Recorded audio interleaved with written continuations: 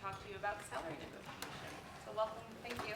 Thank you. Thank you for the invitation. And I've got to say, I mean, when we moved to Philadelphia almost 12 years ago, I actually started working at Steinbright. And the last couple of years working at Jefferson, I've gotten a lot more love from Drexel students, so thank you for turning out.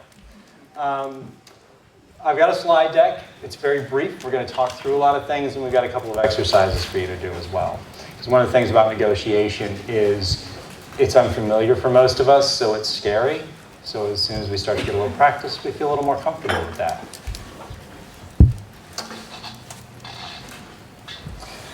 First and most important thing about negotiation, a lot of what you will see out there about how to negotiate will take a zero-sum approach.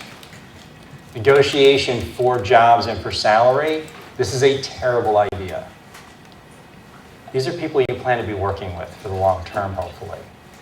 Negotiation is a chance to establish what that relationship is going to look like, not just what your paycheck is going to look like.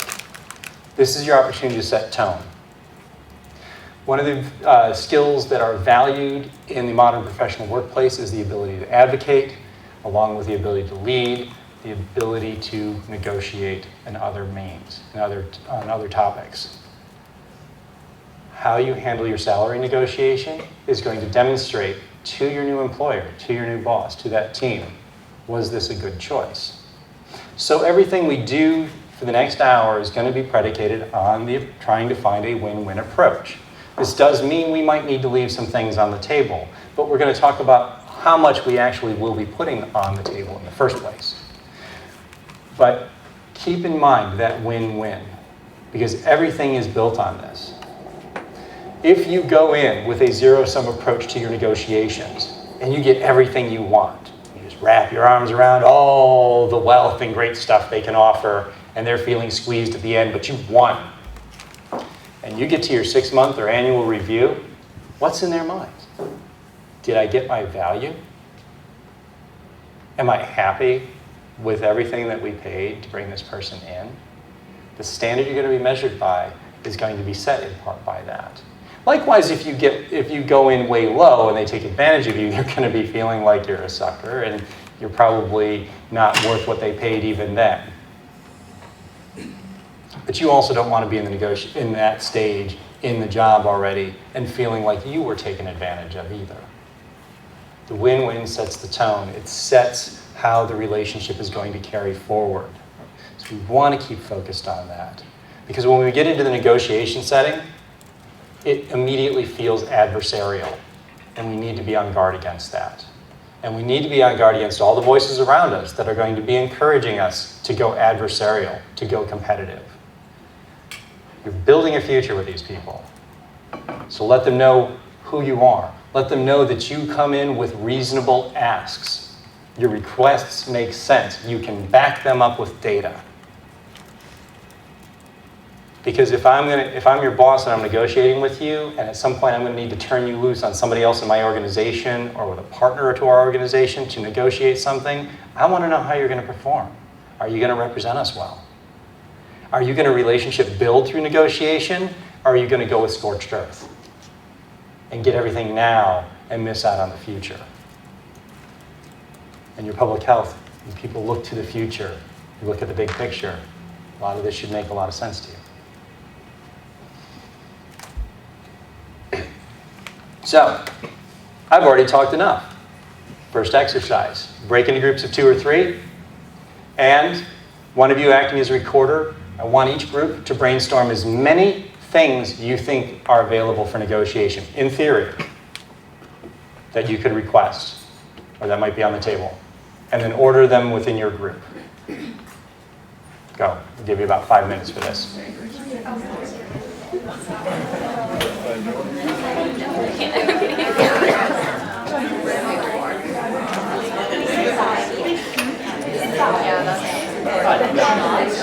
Yes.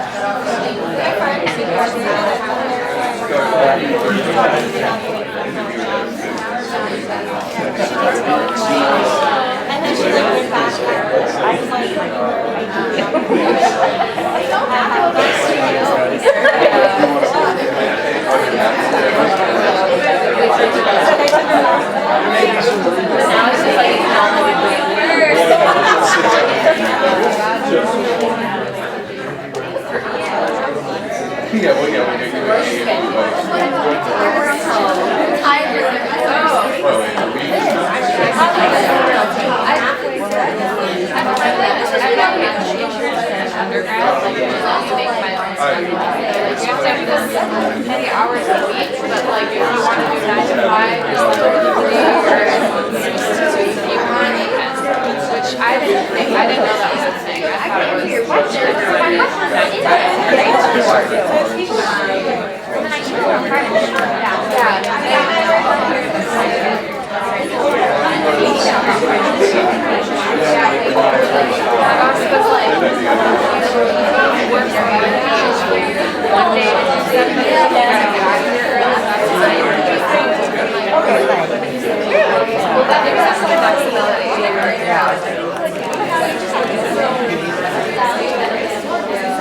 Tuition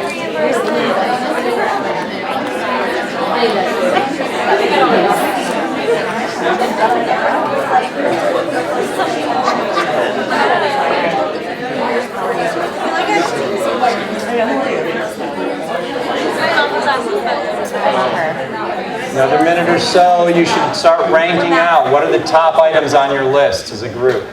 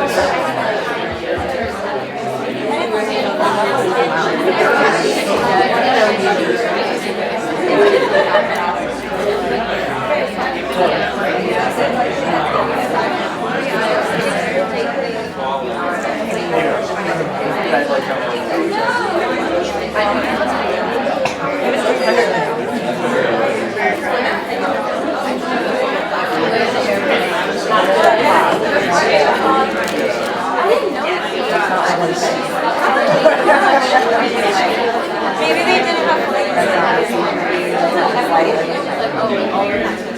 All right. Let's bring it back together. One rep from one group. What were your top 2 or 3 items? Yeah. We had salary, benefits, and then PTO. Okay. Equity, I guess that kind of falls under benefits. And then- Okay. But benefits is a big umbrella, so we want to break those things out. So if equity is a specific thing, that's important. Yeah. We had telework or working from home, Mm-hmm. public transit, and travel benefits. Because you can't really negotiate the health benefits if they already have a relationship with a specific company, correct? Depends on the organization, its size, and its policies. But it's something we want to keep in mind because sometimes you can have multiple health benefit packages offered to you. That's going to impact your salary, and some are going to fit where you're at in life better than others. Hands over here. Yeah. We talked about everything that everyone else said, but we also said like what level you're starting at. Okay. All right. Especially important if you're gunning for a government job, perhaps. Although they are notorious for not negotiating that. But it's good to at least understand what level am I coming in, how fast can I maybe progress.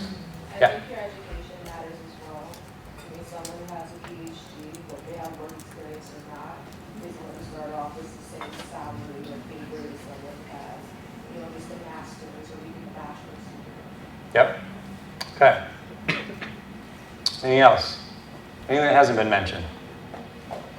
All right. Good list. We want to look at the benefits package. We want to be able to break it down. Incidentally, when does formal negotiation start and when does informal negotiation start? Formal negotiation begins when? You want to make a guess at it, don't you? Maybe when you are offered the job. Exactly, when you are offered the job. Informal, though, starts actually when the interviewing process begins, if not earlier, because you're already setting tone for relationship and you're already demonstrating what kind of communication partner you are going to be. If they ask you for salary or expectations prior to making an offer to you, what do? Give them a number? You could say negotiable. Yeah? I know some people have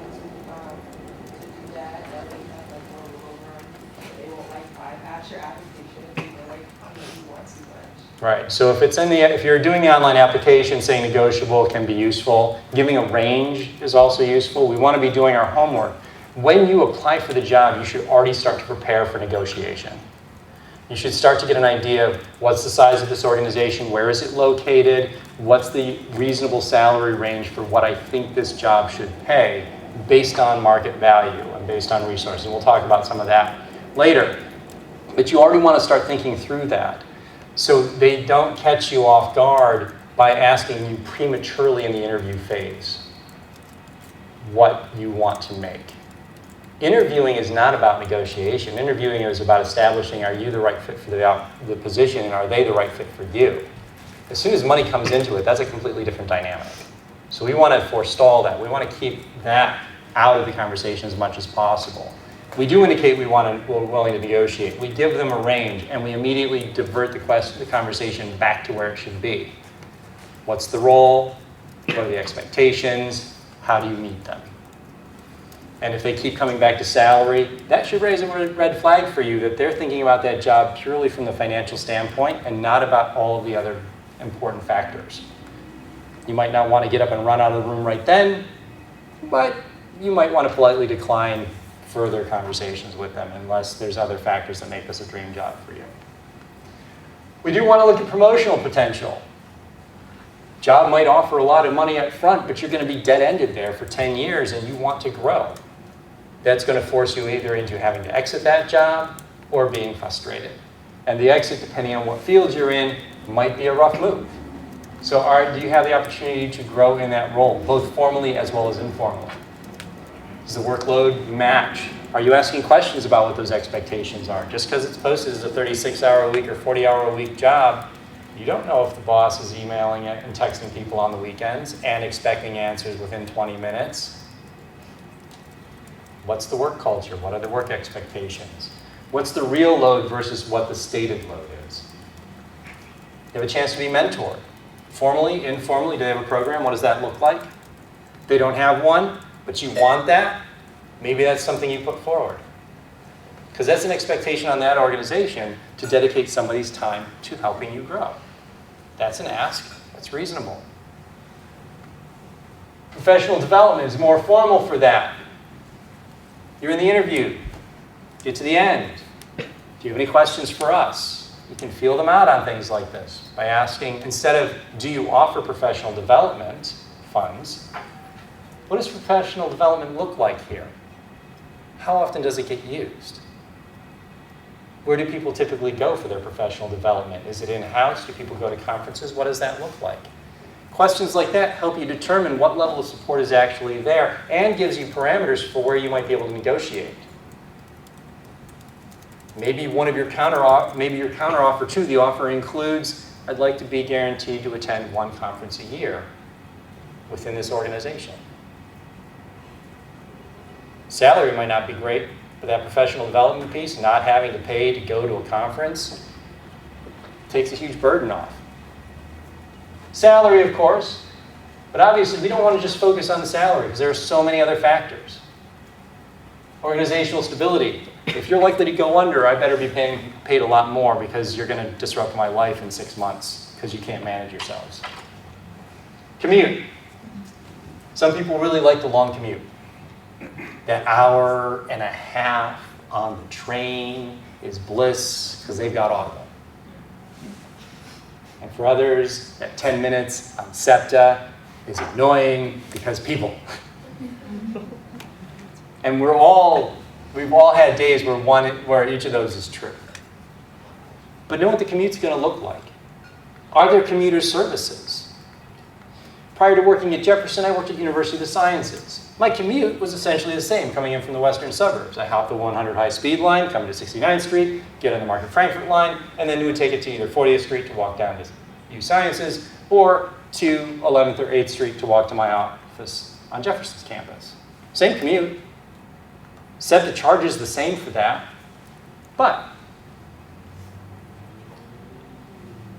and both of them offer pre-flex commuting funding. So I pay in, or some money comes out of my paycheck before taxes, so I'm not paying taxes on it, and that then goes to pay for my SEPTA pass. It's all the same. Except at Jefferson, they've worked out a deal with SEPTA. There's a small discount. I mean, I maybe get 1.5 free lunches a year off that savings. It's not a big savings, but my pass gets mailed to my house every month. At the University of the Sciences, I had to go buy my pass and then file the paperwork for reimbursement. What's my quality of life? What's my quality of life on the month when I was on vacation the last week of the month and couldn't get to a station to buy a new pass? Is it a big deal? No. It impacts my quality of life, though. A little bit less money, a heck of a lot more convenience. Would it be a deal breaker? No. But think about these things. What do you need from your commute? What do you need your commute to not be? That can have a major impact. Where are you at in your life? If your commute is long and you're drained by the time you get home and you've just started a family, or you've got kids that are in school and they've got activities and you want to be a part of them. Since moving here, I never went to any of my kids' parent-teacher conferences. No, I went to one because they were all scheduled during the day, right? I have to take time off work to make most events that are like early afternoon for sports. So think about that. If you got an hour commute, you're not making those things. And maybe it doesn't matter now, but it might later. So a lot of the stuff that's up here is going to have different value and get rebalanced depending on where you're at in life. And that's why one of the reasons we want to capture all the different things. So when you're looking at the offer, or when you're in the job search, as soon as they ask you to come in for an interview or set up a phone screen or a video screen, ask the HR person who's reached out to you for the benefits package. Find out as much as you can about what's going to be on the table beyond the salary, because that's part of your calculations. If I give you a low-end salary and I give you a phenomenal healthcare package that meets your needs, I mean, if it's a phenomenal healthcare package for a family of 4 and you're single, not a lot of value for you. But if it meets your needs, that can be significant. If you're looking to work in higher ed, you're not going to probably find great salaries, but you are likely to find things like, oh, got a college-age student, we'll pay part or all of their tuition wherever they go, here, possibly elsewhere. One of the schools I worked at had what were known as the golden handcuffs. It was one of the most expensive colleges in the country. If you worked there as an employee, any level, if you were a full-time employee, your college-age kid would get matching level of their tuition for any institution nationwide. There was like less than 10 schools in the country that were more expensive than them. So it's like free ride for your kids. There were lots of people that were dissatisfied with their jobs. They were staying because it was doubling their salary or coming close to it.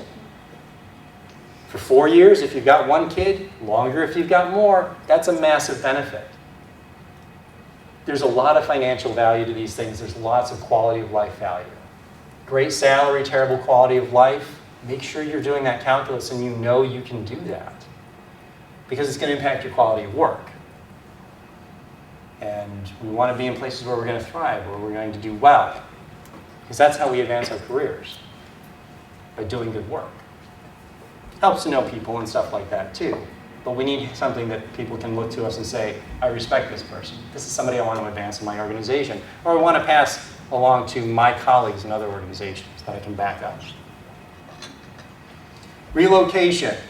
Be careful with this. Also sign-on bonuses. There is usually fine print with these. Make sure you understand it. How long do you have to be at the organization before they release all the funds to you? Most places will not put all of that up front. It might be you get half now, half at your 6-month review. Or you get all of it at your 6-month review. But you've got to make it through probation first. If you don't stay with the organization for a certain amount of time, you could be liable to have to pay some or all of it back. Nothing like a $5,000 sign-in bonus that 2 years later you're signing back over to them because you left prematurely, according to that expectation. So don't be wowed by those. Read the fine print. Know how it's going to impact you and what that means for your career.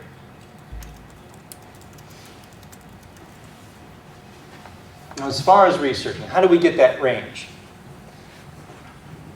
Start working with your network, your professional community, your community of practice. People in this room, faculty, people that you've worked with through internships, field works, anything like that. Talk to them. Get a gauge on what's reasonable. Hey, I'm looking at this position. Here's some of what I'm seeing. What would be an appropriate range for somebody coming into this kind of role? You're going to get lots of numbers. Pour them all together, do the math, and figure out what kind of the real ballpark is there. Then check that against professional associations. If you are a member of one, most of them now do salary surveys and their members have access to that. It's an extremely powerful tool, and it does help level the playing field a bit. Because let's face it, salary is an extremely uneven thing. I have an automatic advantage, and I shouldn't. There are a lot of factors in that. Unfortunately, one of the factors that we can do something about, women, I'm addressing this to you, women are less likely to negotiate. The fact that you are here tells me you are interested in negotiating. Good. Negotiate for the first job. Always negotiate. That is going to help level that playing field a bit. It does not mean you're not up against other forces. I apologize for that. But there is action you can take. Know the numbers. Be ready to go in there. And it's not about being aggressive. Again, it's about establishing your partnership. It is about establishing that you are reasonable in making requests that are fair. Professional associations are a great resource if you have that access. Glassdoor is a good place to go. Keeping in mind, Glassdoor is the Yelp of the employment world. All you need is 2 cranky employees, and you can tank everything, and it's very biased. So be mindful what you're going to get there. If it's a Glassdoor review of an employer and there's lots of reviews, hopefully there's some averaging out that's happening. But keep in mind, you've got access to tools like that that are free. You can also get paid. There are paid services through LinkedIn, through salary.com, and so on. So there's lots of places to go after this stuff. But plenty of it is going to be available to you for free. Make sure you check the dates. When was the salary data collected? If it's 5 years ago, I'm like, oh, that's terribly low. It's 5 years old. Okay. But also pin it to what the market looked like at the time. If you're looking at salary data and it's from 2008, 2009, it's going to be artificially low because the economy was in a terrible state. So make those adjustments. And when you are asked and have to give a range before formal negotiations begin, I'm open to negotiations, here's my ballpark. At this point in your careers, $5,000 to $7,000 range is probably going to be reasonable. As you advance in your careers, that range can get bigger. But you're also going to have a lot more factors in play. But early stage, give them a range, move away from it. Get off that conversation. Get back to what's really important. But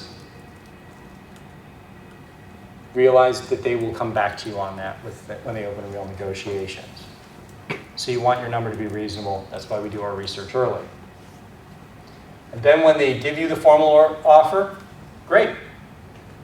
Don't worry about the number you gave them before. You've learned a lot about the job since then. You're taking that into account. You know what the rest of the benefits package looks like.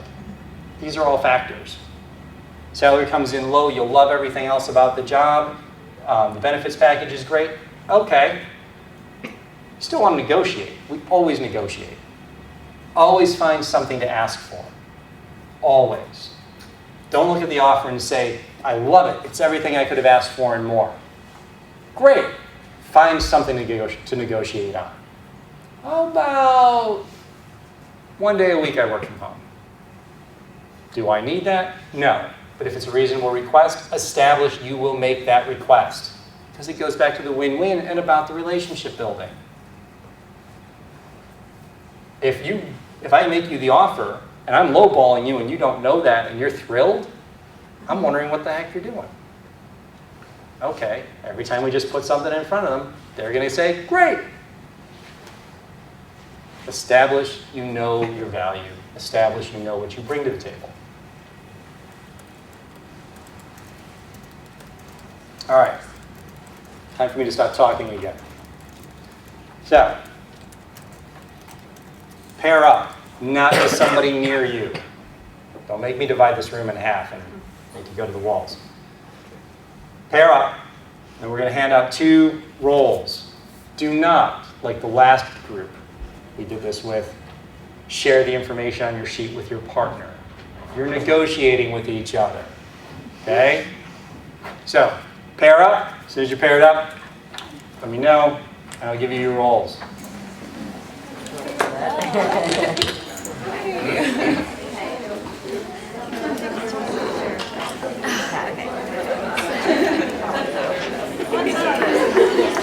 giving you power. Don't let her know.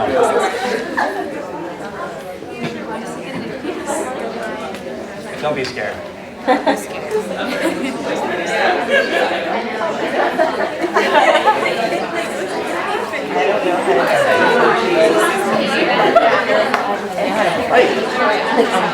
I'm good at these. I'm not good at it. I think it's, yeah. I think I would not be good. Yeah. Are you okay? I don't think those are easily divided, but so each pair gets 1 of each. Where else would you walk in? What program are you in? There, you there? Oh, executive MD. Nice. Very cool. MS Epi. Did you say what? Here, text, yes. I'm intimidated. Yeah. Really? I was like, Second. I'm so sorry. the whole Yeah, time. well, this is my last time. No, not like that. Yeah, you know. It's totally an arbitrary rule. You too? I'm the proposer. No, you can Thursday. You can negotiate. You're just gonna have to be patient. All right, that's good. That's good. Sometimes it's the way to just sitting across the table from your partner and staring at them. Okay, there you go. Oh, yeah. We don't have. Oh, no, we don't have. Sorry. Who's the recipient? Who's the proposer? Quick decision. I'll be the recipient. Okay. Thank you. Who's the proposer? The recipient. Are you the proposer then? Okay. You too? All right. Are you two a pair? Yes. Recipients? It works out. I think so, right? Okay, we'll see. Put his feet on the I poles. think I got that. What are you? You don't have a partner? All right. She doesn't have a partner. Staring at me to the side. I think so, yeah. You're set? Okay. Wait, hold on. Let me read it all first.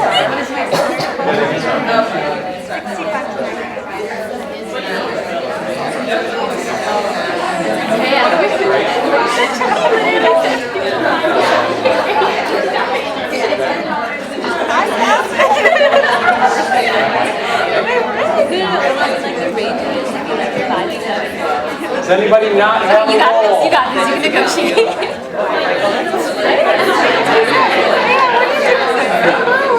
Do that one. Yeah. Okay, well. Yeah.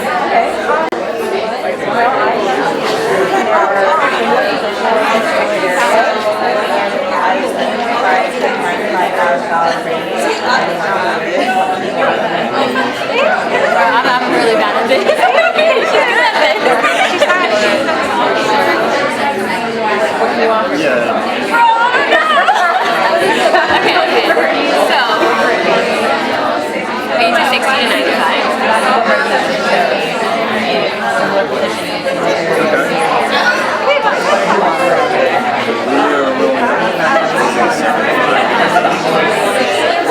No, you get to be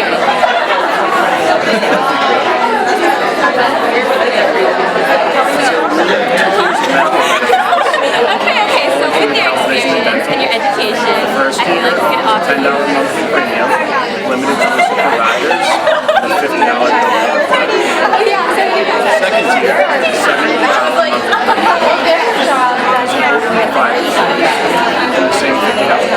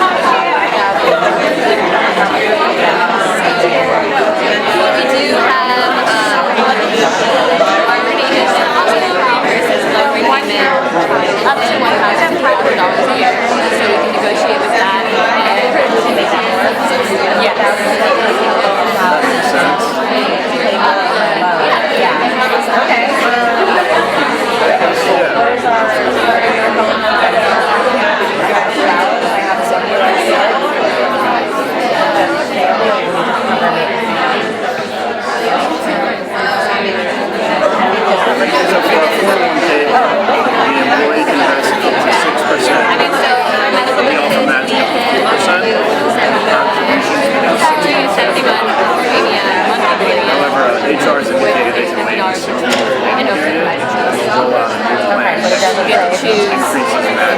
Okay. And it comes with health. This comes with free financial planning services. It has free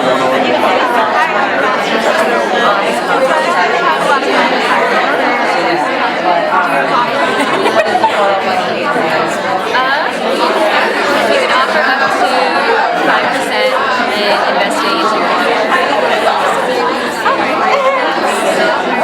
I actually don't know what the rest of this is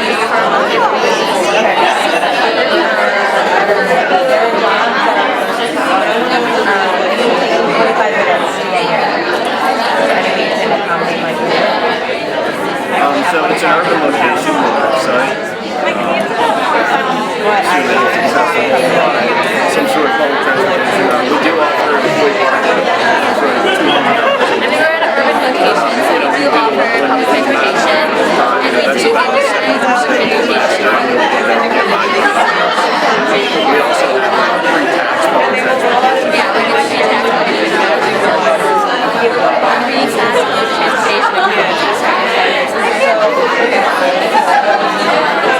Yes, if you don't have a car, or if you have a car, we do offer $200 per month to park here and there. It's urban location.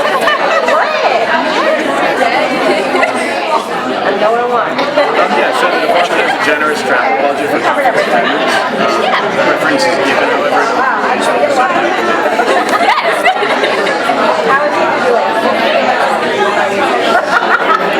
Hey, we got it. assuming the answer to my question is yes. And then she got her $2,000, even though we already did that, and then we got them for 5%. The organization offers education And it comes with it. $1,000 a year after the first year. And 5% in between. So it goes up to 6%. So it's after the first year.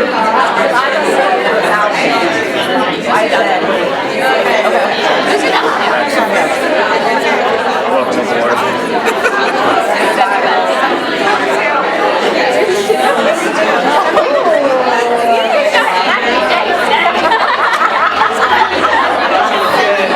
I recently applied for a job. I was negotiating.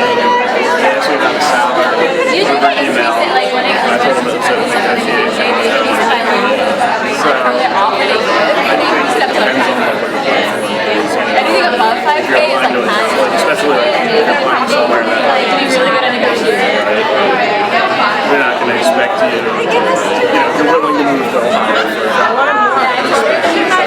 Over there, maybe not. I need that 45,000.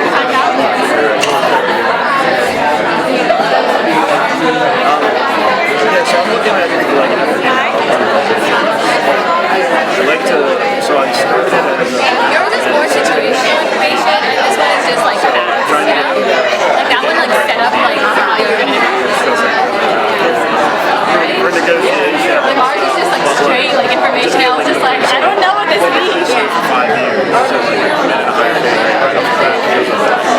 And it counts the time where you put in counts school is so it's less liability. Like I go in and I'm like, oh, you can just work for 4 years, you know. I need to bring up, yeah. I just think, yeah, I need to bring us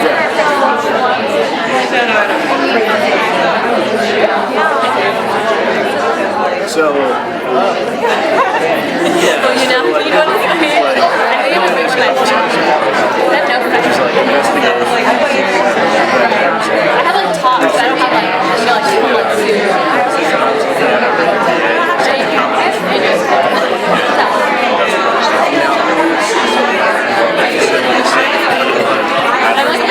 You know, outcomes in terms of safety,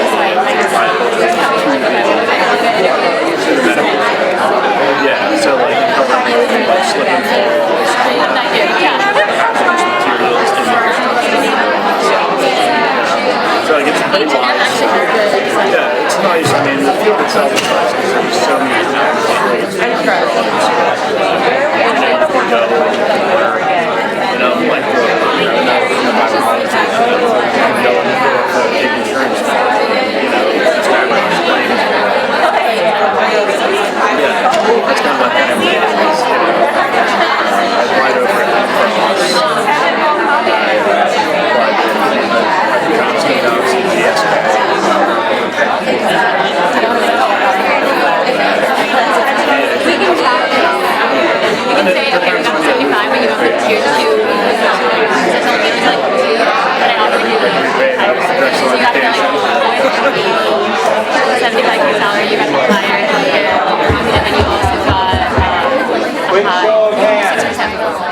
How many pairs are done and have reached a settlement? Okay, good. Oh, a lot of you, good. Okay. So, how was that? Comfortable? No? What did you discover about yourself in the process? Yeah. That for me personally, to be more, I don't want to say aggressive, but kind of like a, they have the money mindset. Mm-hmm. Okay. But I was the proposer. You're the proposer. So you were making the job offer. Mm-hmm. Okay. Because I could hold, I actually did hold back a lot. But it made me as a person, like, man, instead of going for whatever the salary is in the market, go like $10 above, because why not shoot above? And then have them bring it down, you know, and ask for different things that apply to myself, like loans and health benefits and all that stuff. Okay. Yeah. So how many of the proposers, the people that were making the offer, how many of you were trying to hold on to as much of what you had as possible? Why?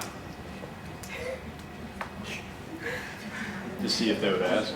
To see if they would ask. Okay, so you were testing them. Yeah, I mean, they should, you know, I feel like going into it, you should have some ground level, you know, knowledge of what is offered, you know, what is open for discussion and what isn't. Okay, is that reasonable? Sound reasonable? Okay. Other proposers. A lot of you indicated you were holding back. Why? Because you felt you were expected to? Yeah. No, it made me. Oh yeah. Sure. Yeah. It's squishy. The battery's low, so it could be. It's just going to be the beach ball at the concert. It will do no good, but it can bounce around. Because it made me think, like as I was talking to her, what she valued. Mm-hmm. Because I feel like that's what you think of first when you're talking to somebody. Like what's important? Okay, of course I need health benefits because of the thing you gotta pay if you don't have them, the tax penalty. Yeah, like that's important. That's what you think of off the top of your head. But as I was going down the list, I'm like, but these other things are important. Why isn't she thinking of them what I have thought of them myself? Okay. Yeah. Okay. Other proposers who were holding back. Why were you holding back?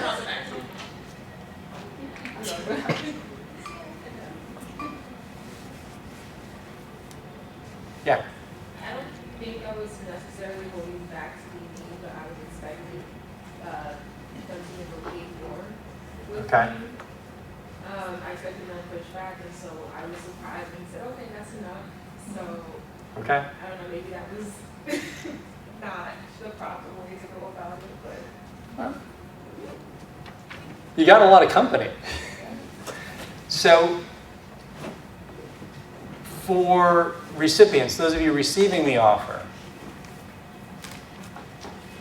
how much did you press in and leverage the information you had? Yes, so he offered me $76,000 and I requested $80,000 because he will not cover the insurance for my wife and my child.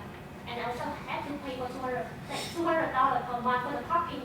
And like it's going to be a $2,400 year for parking already. So that when you add it up, then $80,000 is reasonable.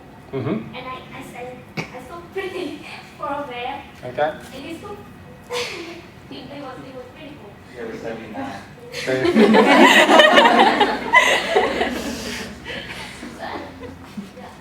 Okay.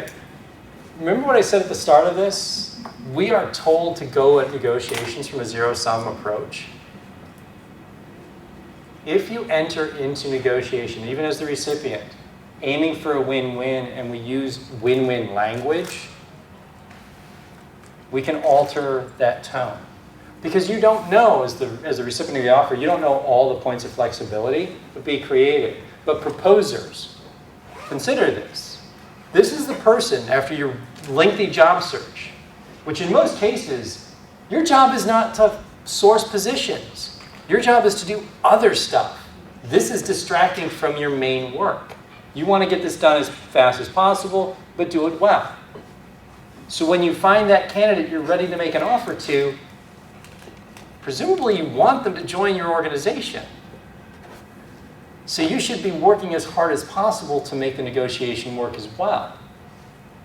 I mean, if your approach is, I got plenty of other people, I'm just going to throw offers out there and the cheapest one wins, okay. But in most cases, we're trying to get this person to join us. We've identified all the people we've talked to. This is the person we like the most. We're excited about this candidate, hopefully. So look for that. As right now you're going to be on the recipient end of things. But at some point in your careers, you're also going to be the ones making the job offers. Look for ways to be creative to bring them in. Use the information you have. Identify the flexibilities when you have. And maybe you're dropping hints to them. Just like as the job seeker, you can be priming them through the interview phase for what your values are. If you're asking me questions in the interviews about professional development, I should take that as a clue that when I put an offer in front of you, what do I lead with? Our fantastic professional development opportunities. Because I'm trying to get you to hire in. So in the process, the win-win is on both sides.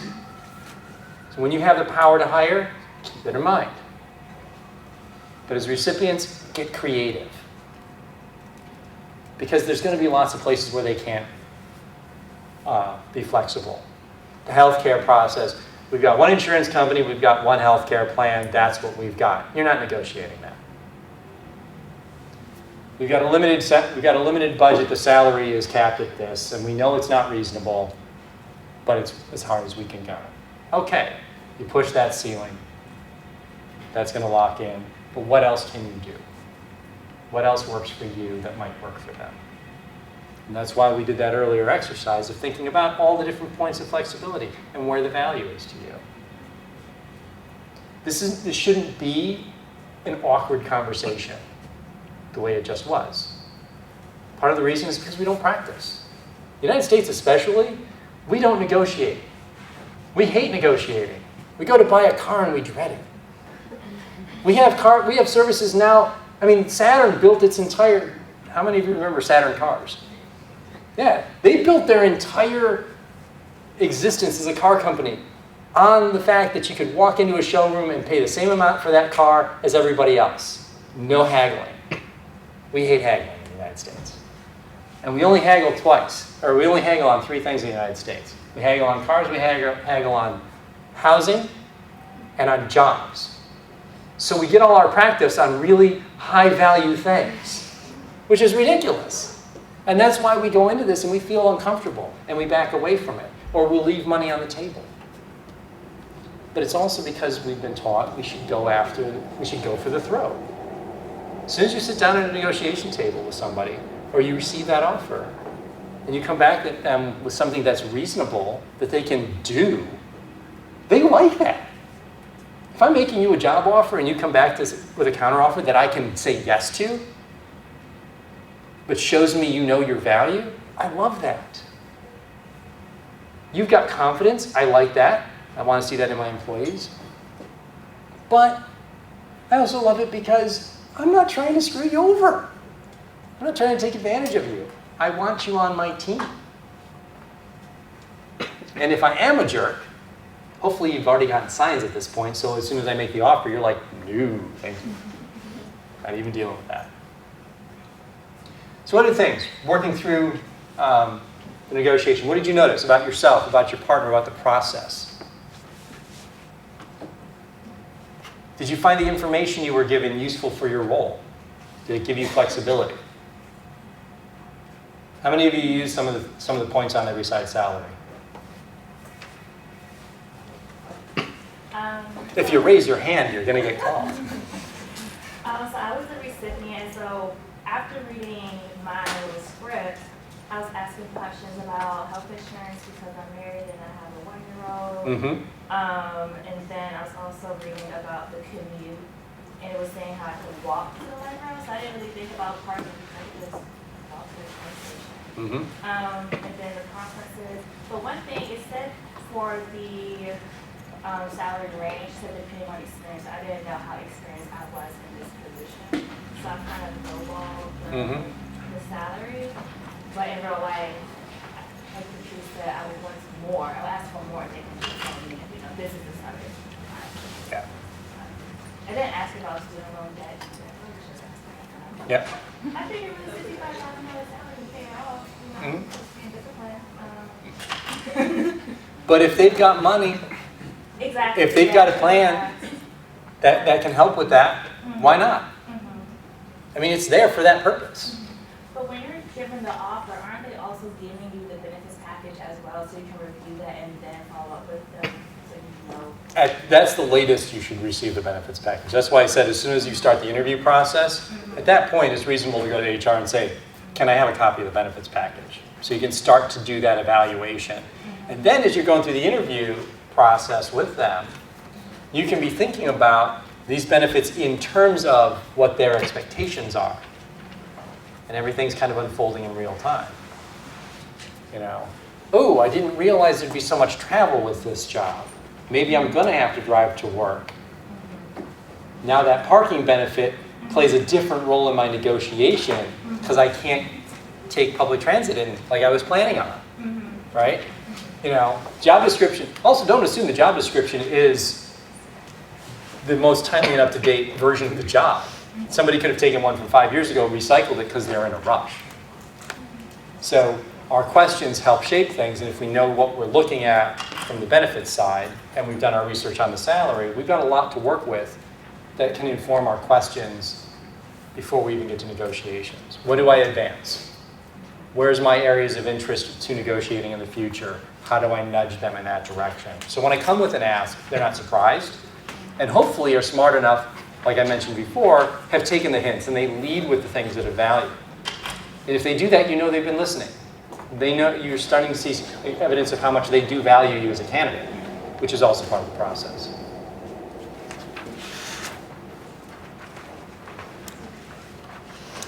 All right, wrap it up. Go in, do your homework, know what you're getting yourself into. As soon as you hit the send button on that application, you should immediately start looking for salary information to at least get a ballpark. Narrow it as much as you can. And if the application requires it, give them a range. Do not get yourself pinned down in the application phase. Frankly, I find it offensive that online applications even ask for salary information or salary history. It's none of their business. It's not germane to what the conversation is. The interview phase is about evaluating the fit between you and them, nothing else. But if they ask it, just don't let them pin you down. Vague answers, move along, get back to the real important stuff. Keep the big picture in mind. Your life is far more than your take-home salary. And what the number is on your take-home is a lot different than the salary they offer you. Benefits that come out pre-tax can have a huge impact. What kind of matching they have in a 401k or 403b can have a huge impact. How soon do they start matching if there's matching a lot offered in retirement plans? By the way, always hit them to make sure they're maximizing their match for you. Figure out your own budget. Get all the money from them for that as possible, because that's been set aside in the organization for that purpose. It's just going to waste otherwise. So you might as well save for 30, 50, 80 years from now. I'm not planning on retiring for 80 years yet, so neither should you. But think about that bigger picture. What's the impact of the quality of life on my quality of life and my family and friends' quality of life? Always make the request. Even if you love everything they put in front of you, find something to negotiate. Establish you are a negotiator. Get the practice in for the times when you have to negotiate, but also there's always a little bit more you can get without being greedy about it. But also know where you can't give, where you're not flexible. But keep in mind that jet-setting lifestyle that has you going to Europe 2 times a year, if that's not sustainable because the salary range for the jobs you're going after don't pay that, adjust the travel or adjust the kinds of job you're going after Don't ask for more money for the job. Make sense? So I've seen lots of people that are like, negotiate for what you want, how you want to live. Okay, I'm going to go to McDonald's and tell them, I want to be a cashier here, but before you automate all of those positions away, but I need to go to China twice a year for cultural enrichment. So can you pay me 80 to 100,000 a year as a cashier here? Got to keep my lifestyle up. It's not how it works. So be reasonable. That's why we do our research. Always go for that win-win. Keep the relationship in mind. You don't want to be 6 months in, 3 months in, even a weekend and have them sitting there going, why did we hire this person?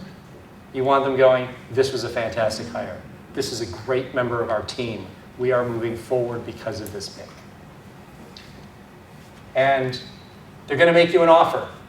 It could come over the phone. It could be an email. That is not the formal final offer. That is the initial offer. You work through all of that. They should produce a letter. On letterhead, it'll probably be emailed to you. That's the formal one. When they ask you to sign something, that's the formal offer. That's when negotiations are done. Don't sign anything until you have all agreed upon everything. Make sure everything in that document that you are asked to sign has all of the things you've negotiated that they've said yes to. Because you do not want to be halfway into the job, or half a year into the job, and you're like, hey, remember that conference you promised me? Nope. Okay. Now we know how that is. But don't let it get there. Because it could be an honest mistake. Don't let the honest mistake happen either. Make sure it's in writing. It protects you, it protects them, protects the relationship. All right? Any questions? All right. Thank you all.